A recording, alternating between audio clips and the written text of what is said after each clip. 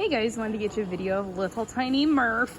He's doing really good. We are out at a Lowe's today. Sarah's getting him out on a field trip. I'm another trainer. I've got this big guy here too, so we're doing some good exposure, getting him out to, somewhere where he might be a little uncomfortable with all the new sounds and smells and noises and people.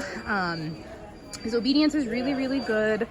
He's understanding what Sarah's asking of him.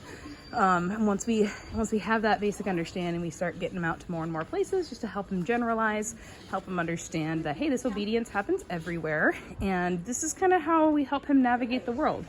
If he gets a little spooky by something like loud noise or a person, Sarah noticed he can be a little intimidated and nervous around men. And a lot of people will see that in a dog and think like, oh, he must have been abused by one. He must have, had a bad experience. But Canyon heel. Just because a dog is a little nervous about something doesn't mean that they necessarily had a bad experience. It's just they're unsure of what to do. And men in particular can be, a little bit more intimidating. They're a little taller, a little bit bigger, a little bit, more presence. And with a little dog, especially like him, if he's a little bit nervous to begin with, that pressure of, a large intimidating person can make him act a little fearful. And the way we handle that and the way we work through that, Kenyon, down, is, no, leave it, buddy, good boy, is by, Canyon, come, good boy, we're getting him out of the way here, down, good boy, is by doing obedience when he's a little bit uncomfortable, a little bit nervous. So we ask him to stay in a heel position, we ask him to do a down stay, we ask him to do, all this obedience that he knows how to do. So we give him guidance. So it's like, hey, if you're a little nervous, you don't need to worry about it. You just pay attention to the task at hand. Canyon, heel. Good. And we help him kind of process that fear and that nervousness by giving him a job to do.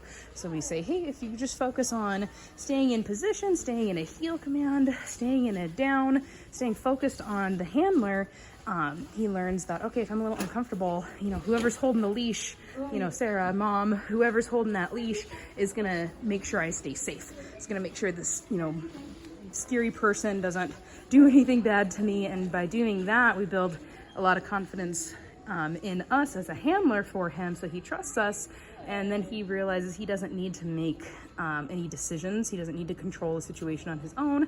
When we see a little bit of stress, a little bit of nervousness, a lot of times dogs will either go into fight or flight, and either start barking at a person or start running away if they get uncomfortable. So by doing obedience, we give them the reassurance that, hey, you don't need to worry about this situation, and we help keep them nice and calm and and thinking about us and the obedience, and that helps keep him in a right state of mind.